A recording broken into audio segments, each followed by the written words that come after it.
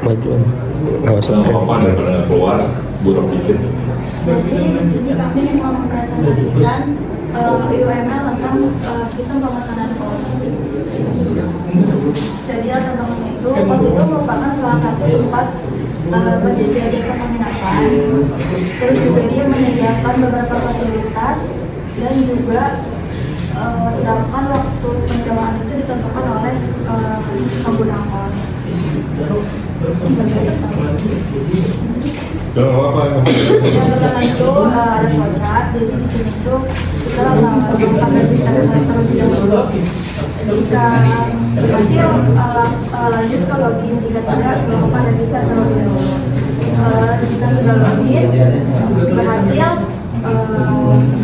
ada pilihan apakah admin, jika tidak maka masuk ke dashboard admin, lalu admin itu bisa kelola data user, kelola data pos, kelola pemesanan, kelola pembayaran, dan membuat laporan. Untuk dashboard usernya itu dia itu bisa data entry, pemesanan kamar, melihat kos, habis itu melakukan pemesanan, lalu melakukan pembayaran dan selesai. Nah, untuk di bisnisnya itu di sini itu ada admin itu ada fitur untuk mengelola data user, mengelola data kos, mengelola data pemesanan, mengelola data pembayaran dan verifikasi.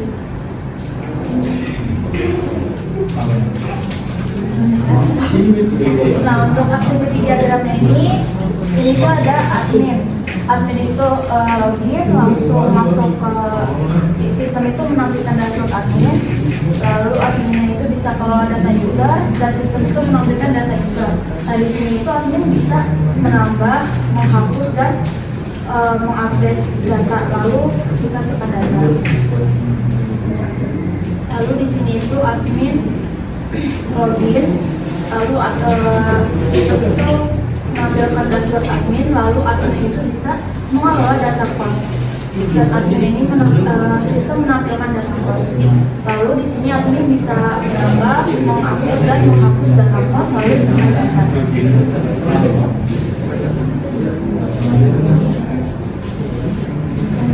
Admin login, lalu sistem menampilkan dashboard, admin mengelola data,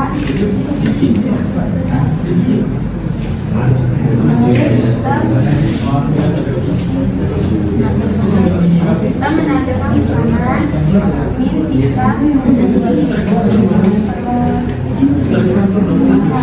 menghapus, mengedit dan simpan data pemesanan.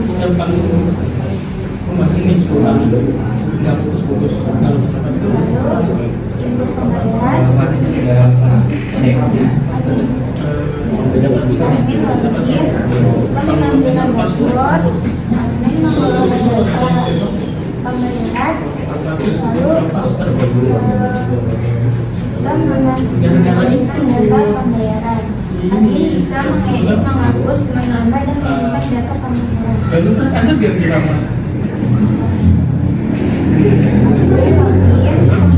Menampilkan dashboard, admin kelola laporan, sistem menampilkan data laporan, lalu admin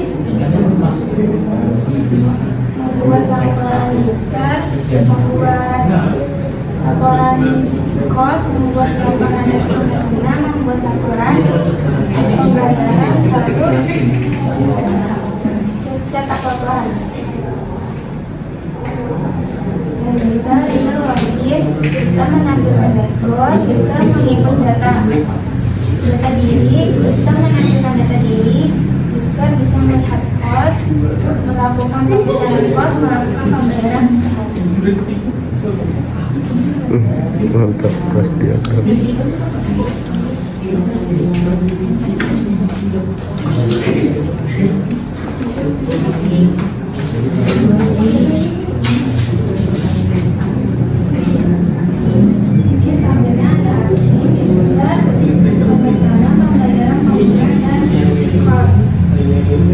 Itu tabel apa kelas?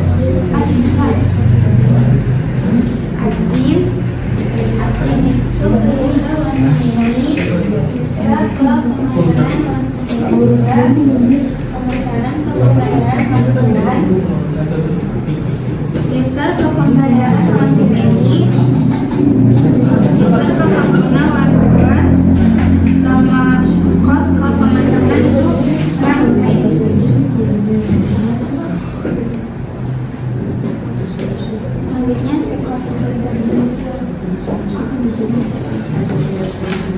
Selanjutnya sistem diagram dari from login dan infos.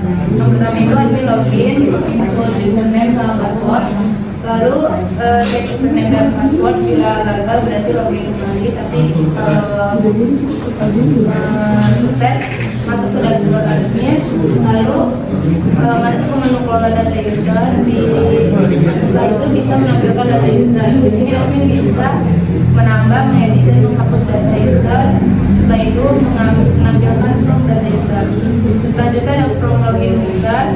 Pertama tadi input username dan password, lalu masuk ke dashboard user, masuk ke menu halaman user dan menampilkan data user dan kembali ke halaman user.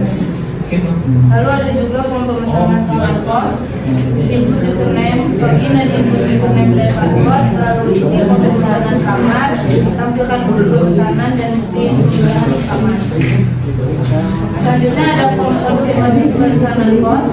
Di sini ada input username dan password, lalu konfirmasi pemesanan. Jika valid maka akan disimpan, lalu proses konfirmasi selesai. Setelah itu ada form pembayaran kos.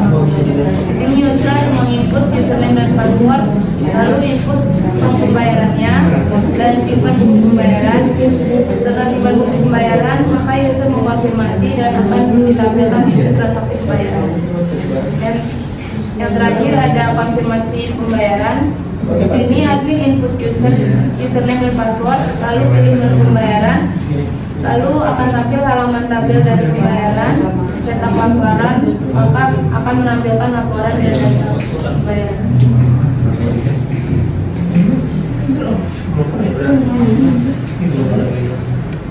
Sudah? Oh. Oke. Coba kamu flowchart lagi.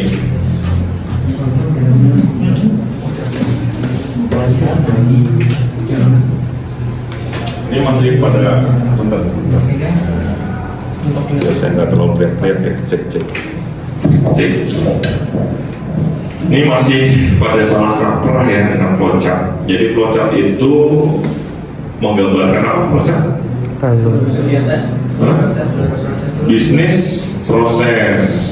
Bisnis proses sebelum kita dirancang aplikasi, nggak ada aplikasi, ya. Jadi nggak ada tuh cerita login di situ, ya login ke sistem kan belum ada aplikasinya ceritanya. Ini kamu tuh proses itu menggambarkan hasil analisa kebutuhan, ya. Kamu melihat bisnis prosesnya di sini waktu nggak ada sistem kayak apa sih? Oh ada nih orang nih yang mau cari kamar kos-kosan gitu kan, datang selama ini gimana nih, dia mau ngomong doang misalkan. Terus dia ngapain tuh? Pak Hajinya biasanya punya kos-kosan Pak Haji itu ya. Pak Haji saya mau ngekos di sini, yang ditanyakan pasti kan berkenaan dengan harganya, ya kan begitu kan. Terus alurnya setelah dia tanya, oh ada kosong nih kamar sekian, terus apa yang dilakukan biasanya? Ngecek kamarnya kan, lihat kan ruangan, oh ini ada yang tipe ini A mungkin, tipe B, tipe C, oh udah. Terus kalau dia deal maka melakukan pembayaran, ya. Terus si Pak Haji ini ngapain tuh? Mengkonfirmasi kan, melihat ke pembayaran, terus setelah itu apa? Kan nggak langsung pindah biasanya kan, nggak langsung lihat bayaran, bisa bentuknya DP atau full langsung misalkan. Bisa bayar langsung setahun atau per bulan gitu ya, banyak pilihan kan. Terus kayak di hotel, dia akan menyuruh petugas untuk membersihkan gitu ya, ruangan untuk disiapkan. Ya ada mungkin diperbaiki dulu lah atau apalah, atau modelnya ngetek dulu, Pak ini kalau yang kira-kira kalau penuh kapan lagi kosong gitu ya. Jadi dibuat nggak hanya sederhana gitu, proses bisnisnya datang bayar nempatin karena mau dibikin sistem kan. Tadi latar belakangnya apa kalian buat ini? Pertanyaannya, latar belakang masalahnya apa? Kenapa? Ya latar belakangnya apa? Dibuat versi sistem pembayaran, ada masalah apa? Karena kan biasanya itu kan manual gitu Pak, sistem pembayarannya.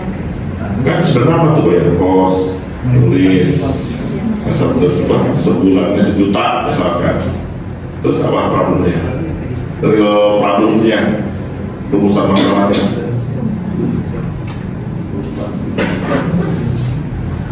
Ayo, ya. Dalam kita meneliti, kunci penelitian itu adalah sebenarnya menjawab latar belakang masalah. Ya, jadi kamu cari masalahnya dulu.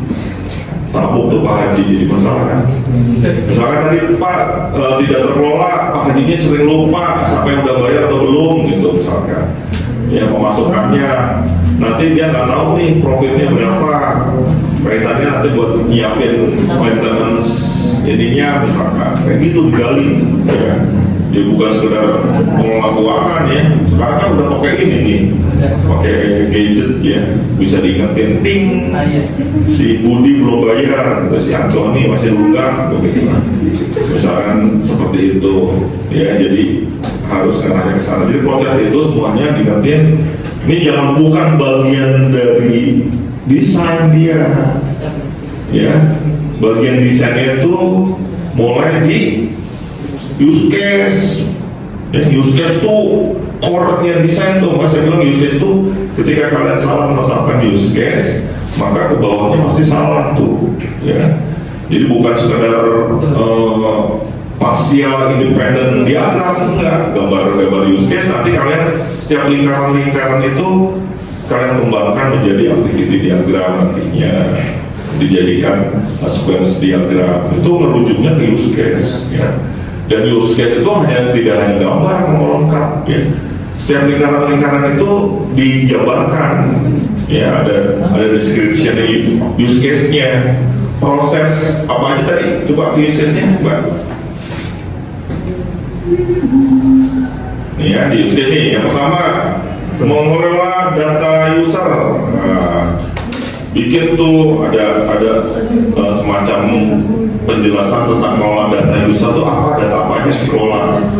Misalkan namanya, KTP-nya, biasanya kan KTP kan ditanya kan, karena buat nanti ke Pak RT laporan, misalkan nomor KTP-nya, fotokopi KTP-nya, ya, tempat kerjanya atau kampusnya, aktivitasnya, gitu ya, nomor rekeningnya, misalkan nomor HP-nya, itu dijelaskan dan prosesnya seperti apa. Ya, jadi setiap lingkaran itu dijelaskan detail use case itu ada aktivitas apa di sana, dibunyikannya di dalam penjelasan deskripsi, ya. Itu di use case. Jadi nggak hanya. Terus apalagi yang kurang di sini kamu? Aktor itu apa? Aktornya cuma admin. The user. User itu ngapain dia?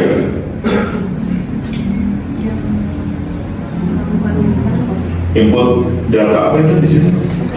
Data diri Pak.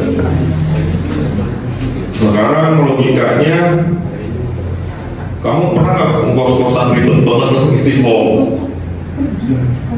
Ya. Paling ganti sama admin harusnya, ya. Kayak di hotel itu kita mesen hotel kan nggak perlu ngisi form kan, biasanya nanya tuh si yang depannya, Pak ini jadi si admin ya, dia taunya dapat kartu buat ini selesai gitu ya, jadi nggak input form. Jadi hindari salah satu kunci kita buat sistem informasi, jangan menambah proses bisnis manual yang sudah ada, lebih baik malah meringkas, ya kan? Saya bilang begitu kan. Kalau kalian bikin proses bisnisnya jadi panjang, membebani user, dia nggak mau lagi pakai. Ya, justru sistem informasi itu harus membantu proses bisnisnya menjadi lebih sederhana, simple. Ya, nanti yang input bukan user, tapi adminnya. Si Pak Haji punya petugas misalkan, ya cukup adminnya. User di sini lebih bukan input data, ya menyerahkan data misalkan, ya.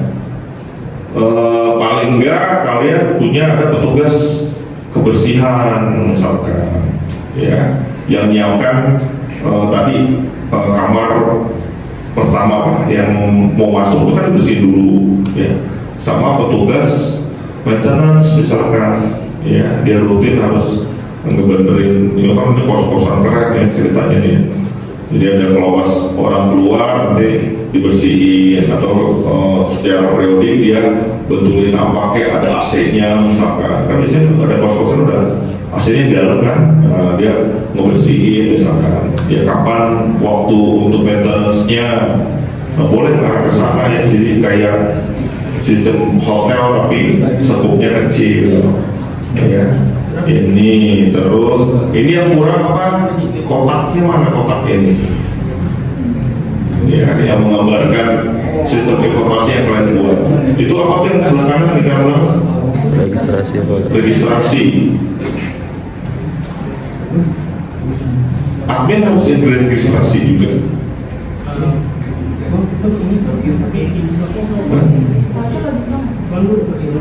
Iya, login bisa ya, registrasi itu extendnya login. Ya, loginnya di mana, di sini kan di atas ya. Justru yang garisnya nempel ke semua tuh loginnya, registrasinya. Kamu bisa kan login, registrasinya di atas. Ya, include. Nanti registrasinya anaknya si login nanti ke atas ya. Oke, next, coba ke bawah. Ini activity diagram. Nah, malah kalian menggambarkan proses itunya, bisnis prosesnya lebih jelasnya di activity diagram. Jadi pas kalian jelasin ya. Jadi gitu ya, semuanya flowchart itu belum bicara ke proses kalian buat sistemnya, tapi pemetaan bisnis proses manualnya, kan saya sudah bilang seperti itu ya. Bahkan kalian kalau bikin UML tuh nggak pakai flowchart juga, nggak masalah karena sudah terwakili activity diagram. Kalau kalian mau menggambarkan sistem yang kalian buat, ya. Jadi flowchart itu adalah bagian dari analisa kebutuhan, ya, memetakan proses bisnis yang akan kalian buatkan sistemnya, ya. Jadi jangan lagi bikin ngomongin tentang sistem, karena tentang sistem itu flowchart itu sudah dijelaskan di activity diagram. Ya, paham ya? Bikin sistem itu kan gabungan antara proses manual dan sistemnya dari activity diagram semua ya. Jadi nggak perlu kita bikin flowchart lagi. Oke, gitu aja. Terima kasih. Beri applause lagi buat mereka. Demo Edo namanya ya. Cewek semua kan. Ya silakan ditutup. Assalamualaikum Ya, ada mohon maaf, ya silakan.